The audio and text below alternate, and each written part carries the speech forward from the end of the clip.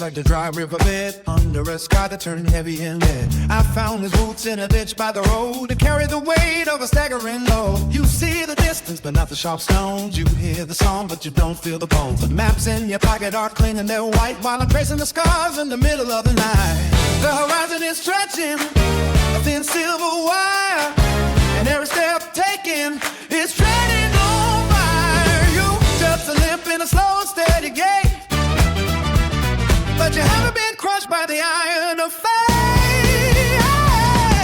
Maybe if you walked a mile in my shoes, your soles would be worn and battered and blue.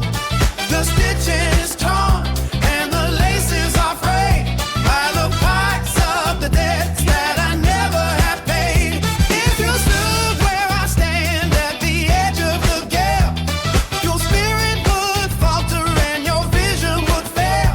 Yes, your souls would be worn through the heels to the bone, leaving you standing there naked and alone.